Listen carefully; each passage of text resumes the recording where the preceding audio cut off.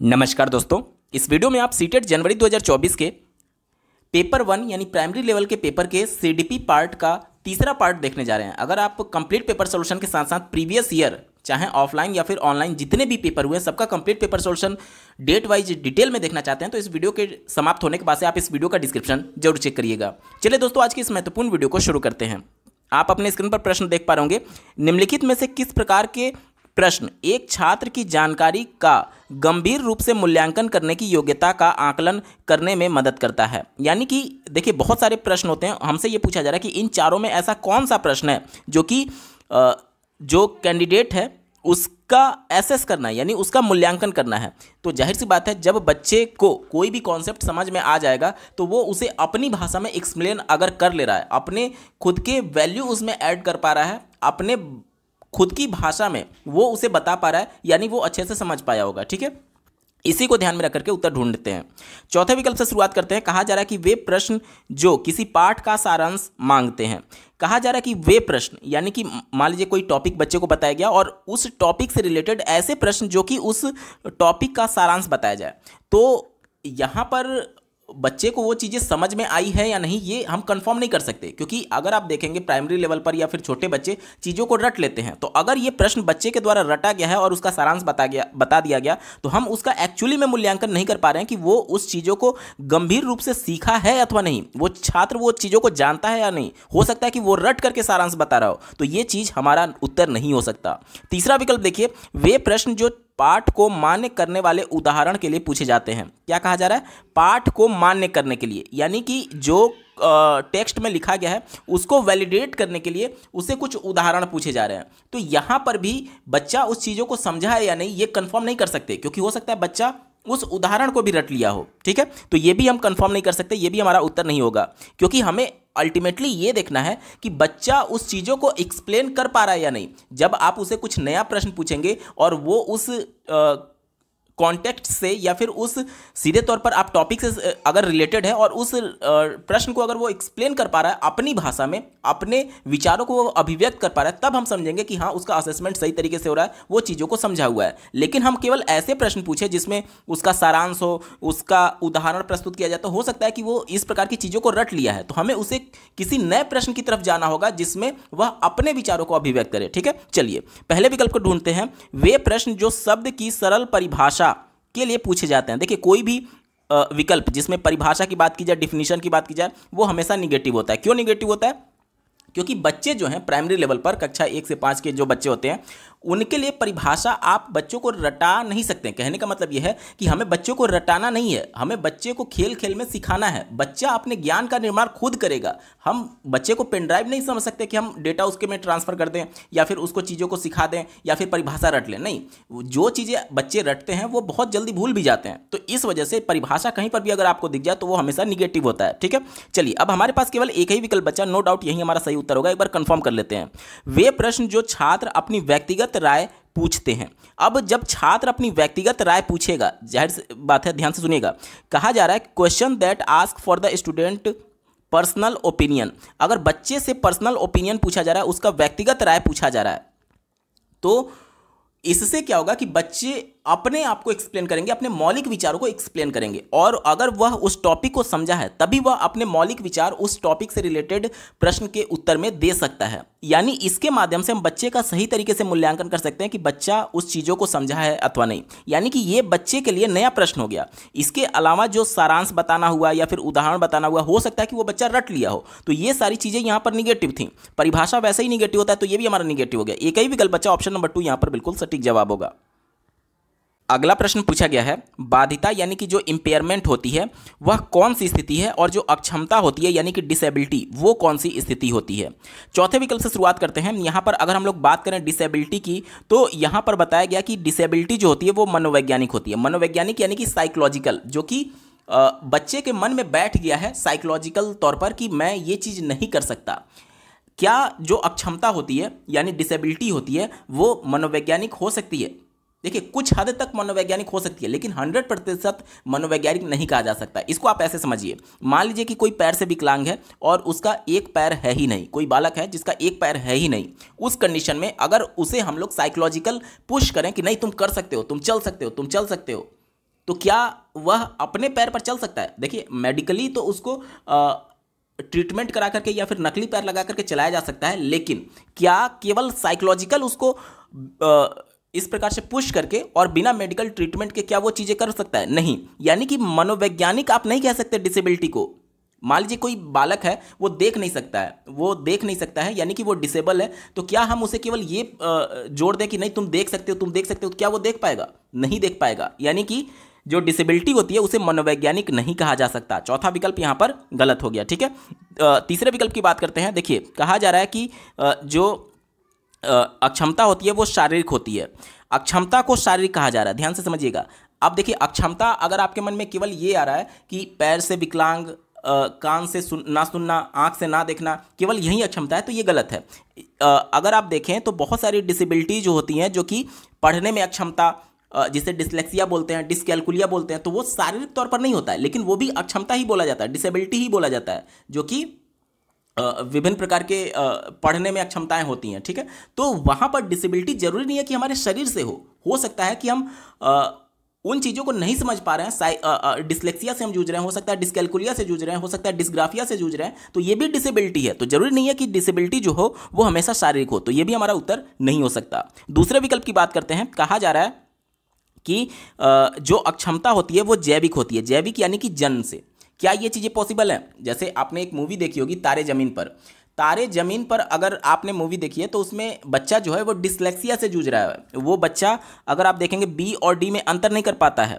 तो ये चीज़ें जन्म से आप नहीं कह सकते कि होंगी, क्योंकि जन्म से बच्चा कैसा सीखेगा या फिर क्या करेगा, किस प्रकार से करेगा, किस प्रकार से वो चीज़ों को एक्वायर करेगा, ये चीज़ें तय नहीं होती हैं। उसके इन्वायरमेंट के हिसाब से ये चीज़ें तय हो रही होती हैं कि वह किस प्रकार से सीख रहा है या फिर नहीं सीख रहा है। अगर उसे अच्छा इन्वायरमेंट मिलेगा तो नो डाउट वो अच्छी तरीके से सीखेगा। और सीखने के लिए बहुत सारे फैक्टर्स होते हैं। उसका साइकोलॉजिकल के साथ साथ उसका जो संवेग है, इमोशंस हैं, वो किस प्रकार से उसके संवेग विकसित हो रहे हैं। जैसे मान लीजिए कि किसी के घर में बहुत ज़्यादा टेंशन है, तो उसका संवेग क्या होगा? निगेटिवली इंपैक्ट होगा, और उस कंडीशन में उसका जो संज्ञान होगा, यानी जो सीखने की क्षमता होगी, वो निगेटिवली भी इंपैक्ट होगी। आप ऐसे बालक को देखिए जिनके घर में हमेशा झगड़ा हो रहा है या फिर किसी भी प्रकार की निगेटिव चीज़ें हैं, तो वहाँ पर उनका संज्ञान भी प्रभावित होगा। वो बच्चा भी हमेशा टेंशन में रहता है। तो जब भी हम किसी चीज़ को लेकर के टेंशन में रहते हैं, तो उस दौरान जो भी हम पढ़ने, जैसे मान लीजिए आपके घर में कोई टेंशन है और आप पढ़ने के लिए किताब उठाकर बैठिए, आपका पढ़ने में मन ही नहीं लगेगा। जब आप पूरा 100% आप अपना नहीं दे पा रहे हैं पढ़ने में, तो जाहिर सी बात है आपका संज्ञान प्रभावित होगा, क्योंकि आप चीज़ों को नहीं सीख पा रहे होंगे। यानी कि हम ये नहीं कह सकते कि जो अक्षमता होती है वो जैविक होती है। क्यों? क्योंकि डिसकैलकुलिया हो गया, डिसग्राफिया हो गया, बच्चा जन्म लेते ही थोड़ी पढ़ने लगेगा। वो धीरे धीरे जब उसका एज होगा, उसके बाद से वो चीज़ें, और ये चीज़ें जो हैं वो समय के साथ बदली भी जा सकती है। अगर आपने तारे ज़मीन पर मूवी देखी होगी, तो उसमें बाद में वो डिसलेक्सिया जिस बीमारी से जूझ रहा था, वो बाद में जाकर के उसका प्रॉब्लम वो दूर हो जाता है। यानी कि इसे आप जैविक भी नहीं कह सकते। अब हमारे पास एक ही विकल्प बचा, नो डाउट यही हमारा सही विकल्प होगा। एक बार कंफर्म कर लेते हैं। देखिए कहा क्या जा रहा है कि बाधिता यानी इम्पेयरमेंट जो होती है वो जैविक होती है, यानी जन्म से होती है, ठीक है। और जो अक्षमता होती है वो कार्यात्मक होती है।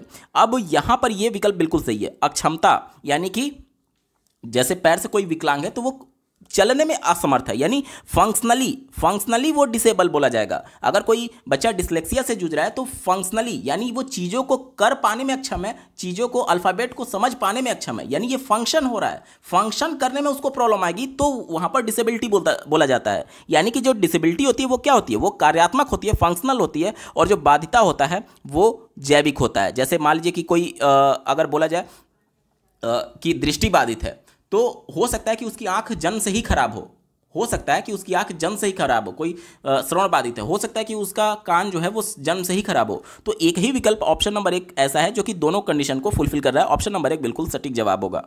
अगला प्रश्न पूछा गया है, निम्नलिखित में से कौन सा कथन संज्ञान यानी कि कॉग्निशन की बात की जा रही है और भावनाओं यानी कि इमोशन की बात की जा रही है के बीच के संबंध को उपयुक्त रूप से परिभाषित करता है? सबसे पहले संज्ञान को समझते हैं, क्योंकि बहुत ज़्यादा लोगों के मन में कन्फ्यूजन रहता है कॉग्निटिव डेवलपमेंट को लेकर के।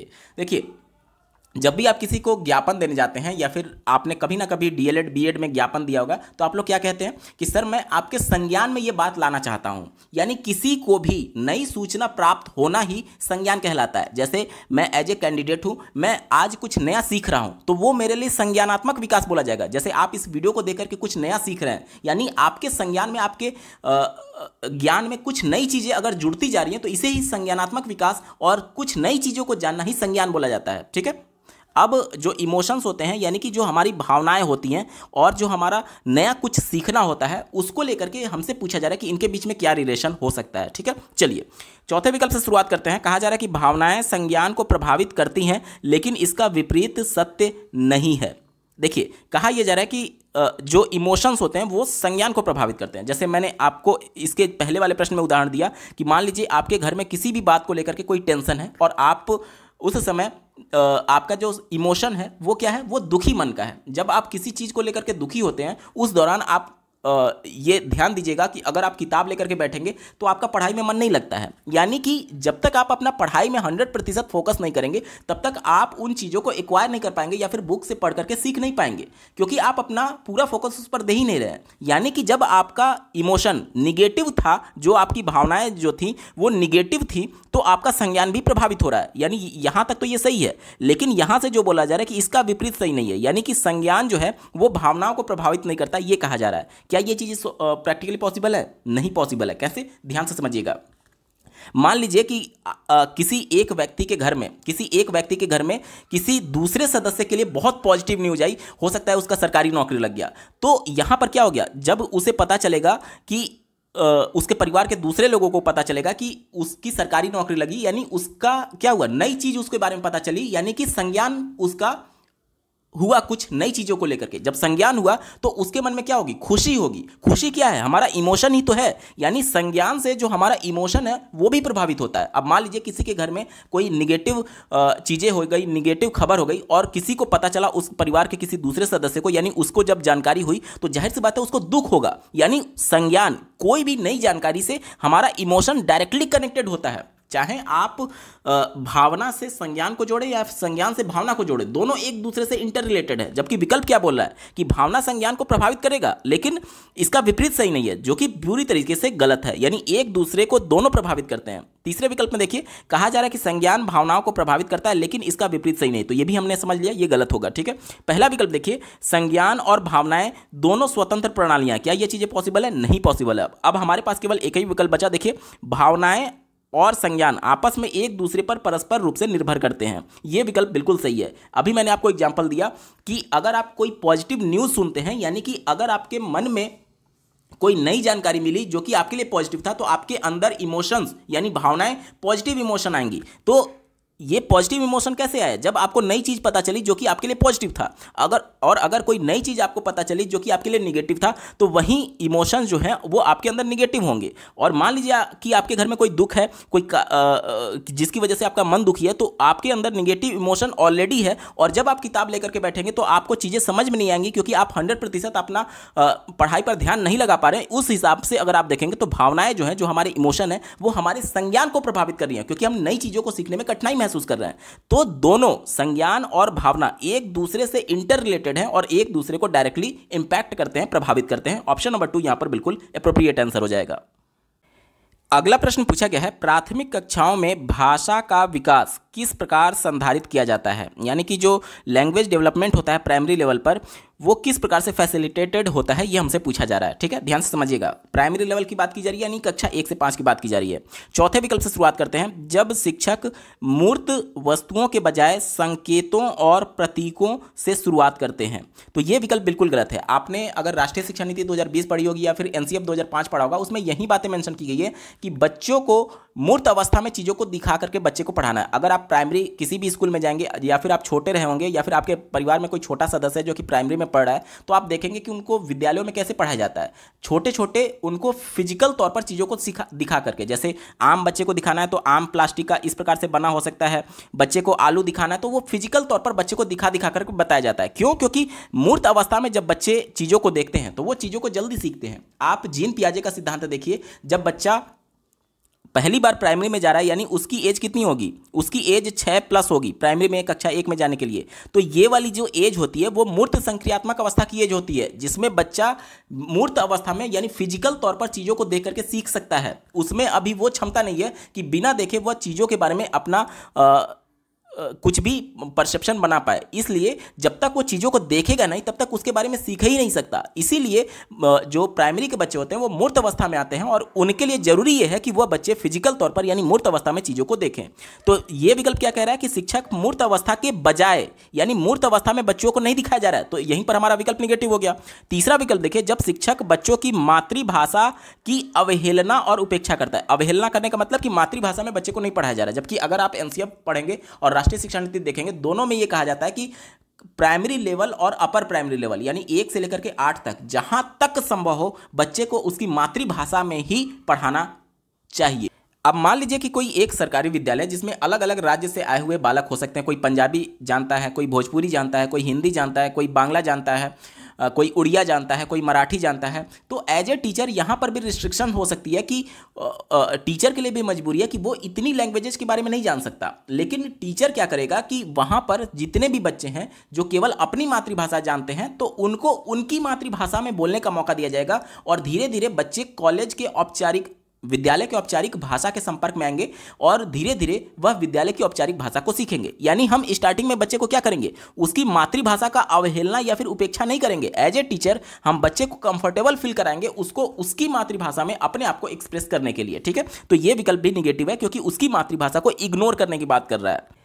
इसके बाद से देखिए दूसरे विकल्प में दिया गया है कि जब शिक्षक औपचारिक भाषा के प्रयोग पर जोर देता है और उसे लागू करता है। औपचारिक भाषा यानी विद्यालय की बोली जाने वाली भाषा। मैंने अभी आपको एग्जांपल बताया कि अलग अलग राज्यों से आए हुए बालक हो सकते हैं।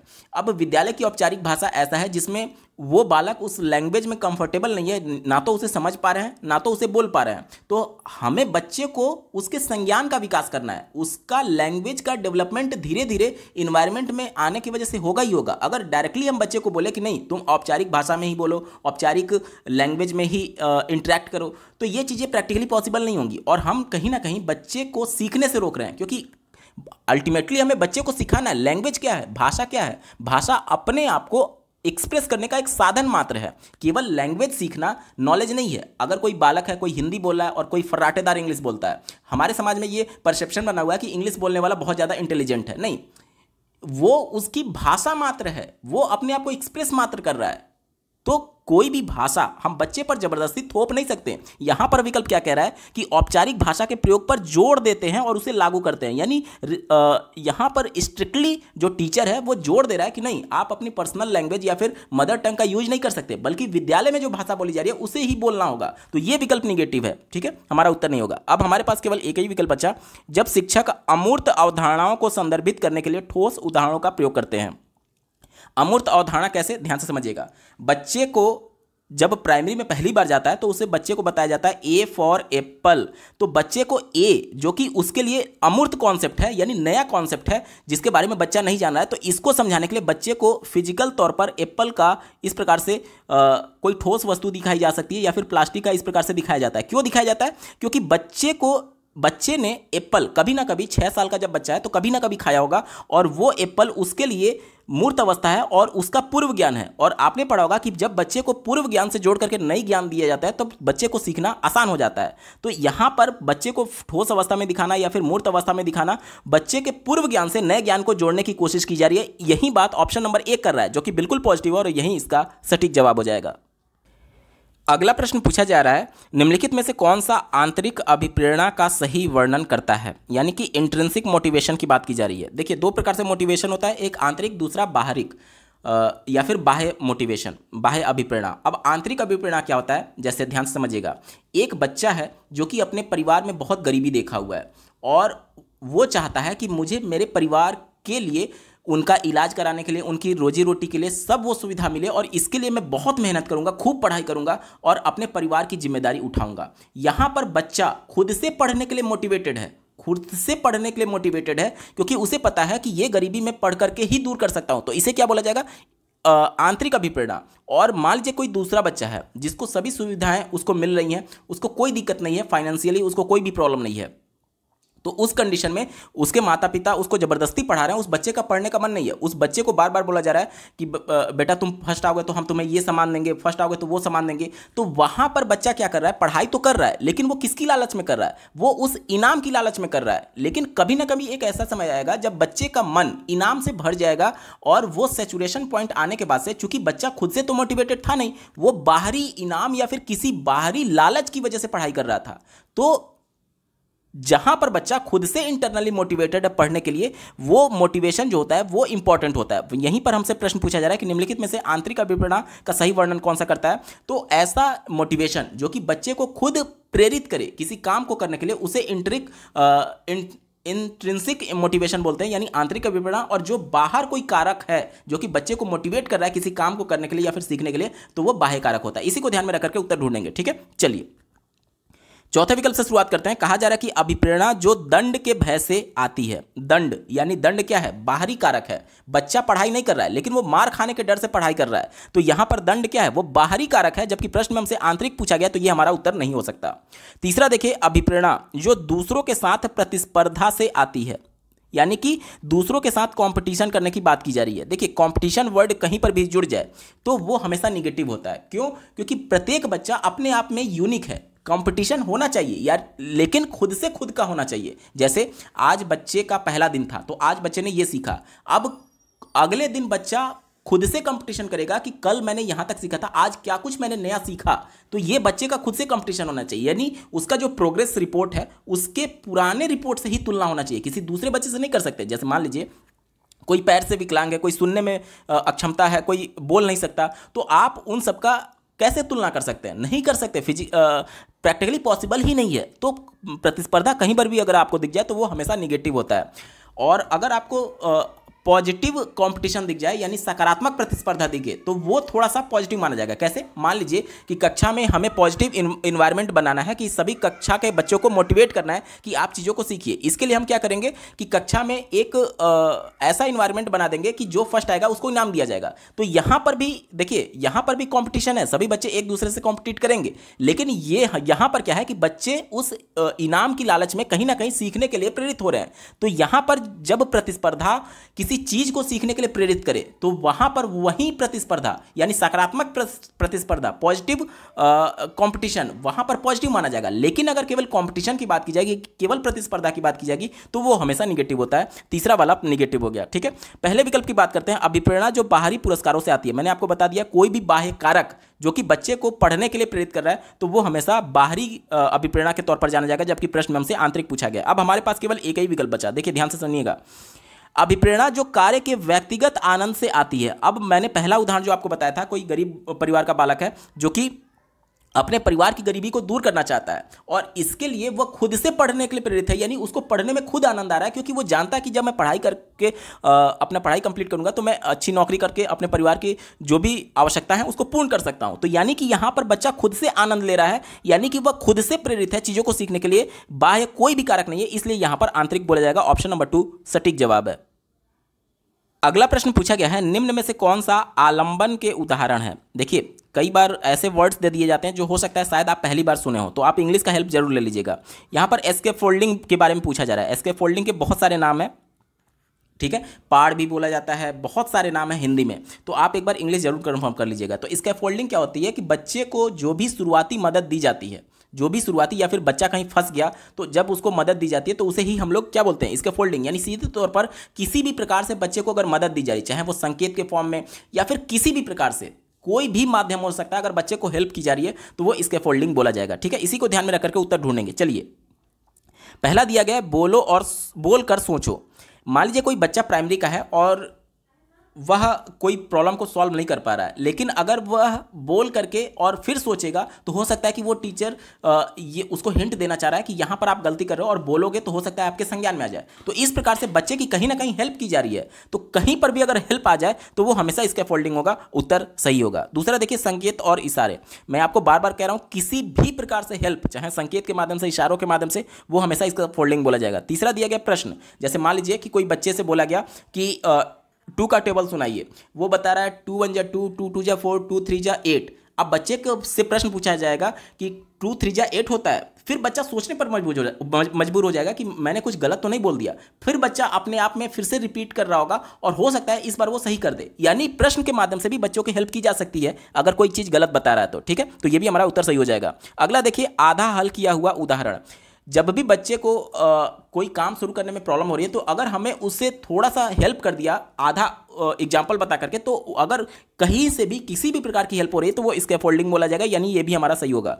चौथा अंतिम विकल्प देखिए, रट कर और दोहराओ। एक ही चीज को बार बार रिपीट करना या फिर रटना, ये सारे वर्ड हमेशा निगेटिव होते हैं, इसलिए हमारा उत्तर नहीं होगा। ठीक है, यानी A B C D option number 3 में दिया गया विकल्प नंबर 3 यहां पर बिल्कुल एप्रोप्रिएट आंसर हो जाएगा।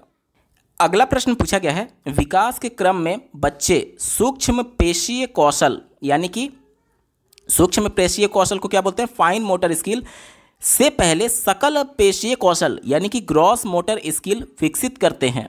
यह दर्शाता है कि विकास कैसा हो रहा है। ध्यान से समझिएगा, सकल देखिए 2 प्रकार से मोटर स्किल होता है। मोटर स्किल यानी कि मूवमेंट से आप समझ सकते हैं। पहला होता है ग्रॉस मोटर स्किल। इसमें क्या होता है कि अगर आपका पूरा शरीर किसी काम को करने में अगर मूवमेंट हो रहा है तो उसे ग्रॉस मोटर स्किल बोलेंगे। जैसे मान लीजिए आप दौड़ रहे हैं तो दौड़ते समय आपका क्या हो रहा है, पूरा शरीर मूवमेंट कर रहा है। और फाइन मोटर स्किल क्या बोलते हैं, जैसे कोई बच्चा जो है वो सुई को पकड़ रहा है या फिर पेंसिल को पकड़ रहा है, तो अगर आप देखेंगे शुरुआती वर्षों में बच्चे को पेंसिल पकड़ने में दिक्कत होती है, लेकिन वो फुटबॉल पकड़ लेता है। क्यों?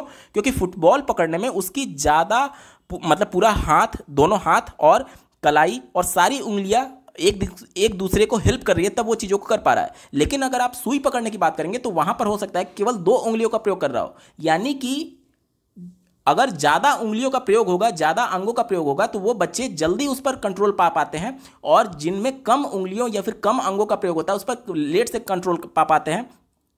यही होता है फाइन मोटर स्किल और ग्रॉस मोटर स्किल। अब ये हमसे पूछा जा रहा है ये कि किस विकास के सिद्धांत को दर्शाता है। ध्यान से समझिएगा, यहाँ पर मान लीजिए एक बालक है, ध्यान से सुनिएगा, एक बालक है और एक सिद्धांत ये है कि बच्चे का विकास ऊपर से नीचे की ओर होगा, जिसे हम लोग शीर्षगामी बोलते हैं। यानी कि शीर्षगामी में क्या होगा कि बच्चे का जो विकास है, ये सिद्धांत ये मानता है कि बच्चे का जो विकास हो रहा है वह सर से लेकर के एड़ी तक होगा, ऊपर से नीचे तक होगा। लेकिन यहां पर ग्रॉस मोटर स्किल और फाइन मोटर स्किल की बात नहीं होती है, तो ये हमारा उत्तर नहीं होगा। पहला विकल्प देखिए, अराजक बोला जा रहा है, यानी कि सीधे तौर पर प्रतिकूल बोला जा रहा है, तो ये भी हमारा उत्तर नहीं होगा। अगला बोला जा रहा है रेखीय। देखिए बच्चे का कोई भी विकास होता है तो वो एक रेखीय नहीं होता है। एक रेखीय कहने का मतलब कि बच्चा जितना प्रयास कर रहा है उतना नई चीजें सीखते जा रहा है। क्या ये प्रैक्टिकली पॉसिबल है? नहीं पॉसिबल है। कई बार ऐसे कंडीशन आएंगे कि बच्चा प्रयास तो कर रहा है लेकिन वो नया नहीं सीख पा रहा है, जिसे हम लोग अधिगम का पठार बोलते हैं। तो ये सीखना कभी एक रेखीय होता ही नहीं है। सीखना एक्चुअली में ऐसे ऐसे ऐसे ऐसे ये परफॉर्म कर रहा होता है, तो एक रेखीय हमेशा निगेटिव होगा। अब हमारे पास एक ही विकल्प बचा, समीप दूराभिमुखी, जिसे अंग्रेजी में डिजिटल बोलते हैं। यह सिद्धांत ये कहता है कि बच्चे का जो विकास होगा उसके केंद्र बिंदु से बाहर की ओर होता है। अब ये उत्तर कैसे सही है, एक बार ध्यान से समझते हैं। मैंने आपको एग्जांपल दिया था ग्रॉस मोटर स्किल का, जिसमें हमें ज़्यादा अंगों का प्रयोग करना पड़ा है। ठीक है, यानी ज़्यादा हमारे अंगों का मूवमेंट हो रहा है। जैसे मैंने एग्जांपल दिया था कि आपको फुटबॉल पकड़ना है, तो फुटबॉल में क्या करेगा बच्चा, दोनों हाथों का प्रयोग करेगा, जिसमें 10 उंगलियां आपस में हेल्प करके फुटबॉल उठाने में उसकी मदद कर रही हैं। लेकिन जब बच्चा पेंसिल पकड़ता है या फिर सुई पकड़ता है, तो यहाँ पर देखिए जो समीप दूराभिमुखी सिद्धांत है यानी प्रॉक्सिमो डिजिटल, वो ये कहता है कि बच्चे का विकास जो है वो केंद्र बिंदु से बाहर की ओर होगा। अब बच्चा जब सुई पकड़ेगा तो कहाँ से इस्तेमाल होगा, देखिए ये मान लीजिए उसकी 5 उंगलियां हैं, तो सुई इन्हीं 2 उंगलियों का वो प्रयोग करेगा। जबकि विकास कहाँ पर हो रहा है, अपनी बॉडी पार्ट्स पर वो कंट्रोल कहाँ पर पा पाएगा, केंद्र बिंदु से वो कंट्रोल शुरू होता है और धीरे धीरे आगे की चीज़ों पर कंट्रोल पाना शुरू करता है। जैसे यहाँ से विकास शुरू हुआ, ध्यान से सुनिएगा, केंद्र बिंदु से विकास शुरू हुआ। सबसे पहले वह अपने शोल्डर पर कंट्रोल पाएगा, उसके बाद से हाथों पर, उसके बाद से अपनी कलाई पर, उसके बाद से अपनी हथेली पर, उसके बाद से जाके अंत में वह उंगलियों पर कंट्रोल पाता है। तो फाइन मोटर स्किल, जिसमें बच्चे का कम से कम मूवमेंट हो रहा है और केवल उंगलियों के सहारे से वह सुई पकड़ रहा है या फिर पेंसिल पकड़ रहा है, तो इसका विकास बाद में होता है। यही तो हमसे प्रश्न में पूछा जा रहा है कि सकल पेशीय कौशल विकसित पहले हो जाता है पहले विकसित हो जाता है और जो सूक्ष्म पेशीय कौशल है वो बाद में विकसित होता है। तो ये क्यों हो रहा है? ये इसलिए हो रहा है क्योंकि सूक्ष्म कौशल जो उंगलियों का प्रयोग करना है वो तो उंगलियां बाद में है ना, और केंद्र बिंदु से आगे जाते हुए उंगलियां सबसे लास्ट में पड़ेंगी। और ये सिद्धांत कौन सा कहता है? ये सिद्धांत समीप दूरभाषी कहता है, प्रॉक्सिमो डिस्टल कहता है। इसलिए ऑप्शन नंबर 4 यहां पर बिल्कुल एप्रोप्रिएट आंसर हो जाएगा। अगला प्रश्न पूछा गया है, जीन पियाजे के संज्ञानात्मक विकास के सिद्धांत के अनुसार निम्नलिखित में से कौन सी क्षमता मूर्त संक्रियात्मक सोच को पूर्व संक्रियात्मक सोच से अलग करती है? ध्यान से सुनिएगा। 4 स्टेजेस बताए थे जीन पियाजे ने। पहला संवेदी गामक, दूसरा पूर्व संक्रियात्मक, तीसरा मूर्त संक्रियात्मक और चौथा औपचारिक संक्रियात्मक अवस्था। हमसे क्या बोला जा रहा है कि मूर्त संक्रियात्मक अवस्था और पूर्व संक्रियात्मक अवस्था को कौन सा अलग करता है? पहला दिया गया है इंद्रियों का समन्वय।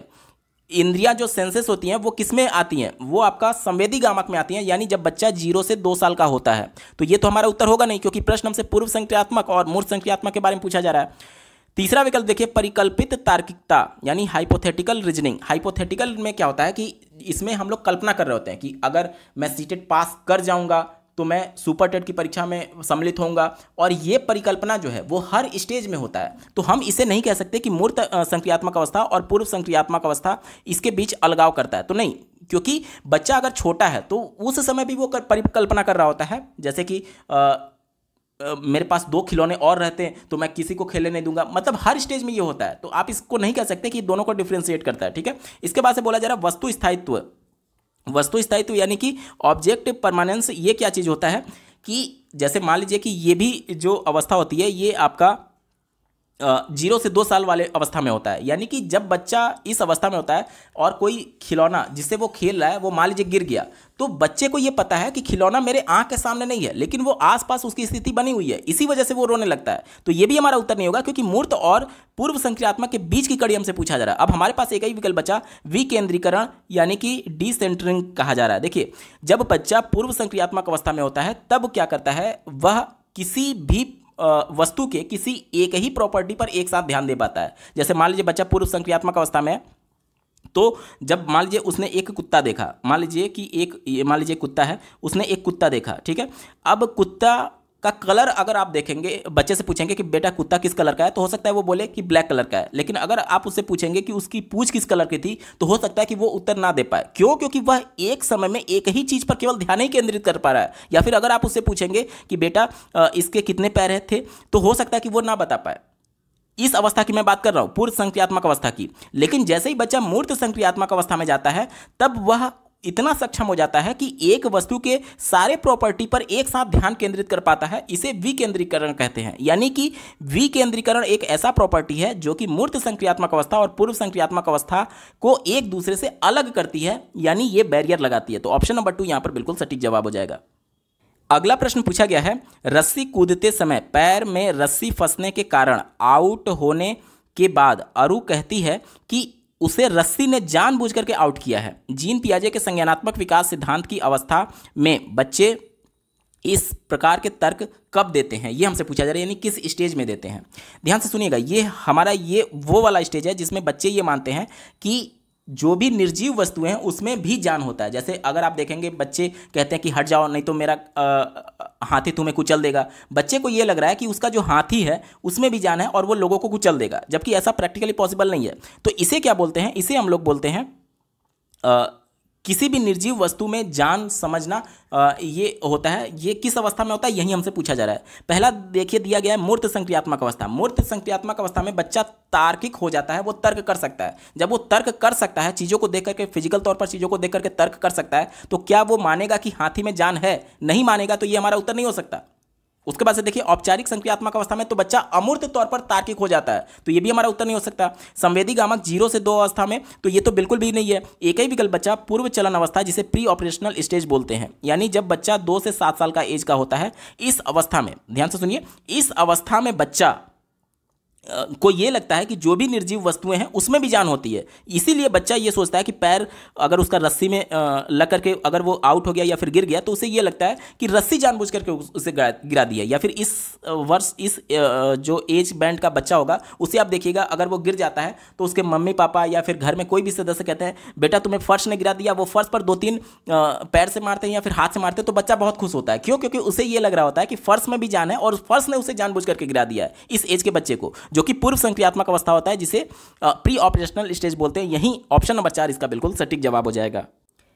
अगला प्रश्न पूछा गया है, सीखने के सामाजिक संरचनावादी विचार इस बात की वकालत करते हैं कि सोशियो कंस्ट्रक्टिविस्ट की बात की जा रही है, यानी कि सीधे तौर पर आप समझ लीजिए लेव वाइगोत्स्की को ध्यान में रख करके आपको उत्तर देना है। लेव वाइगोत्स्की का सिद्धांत क्या कहता है?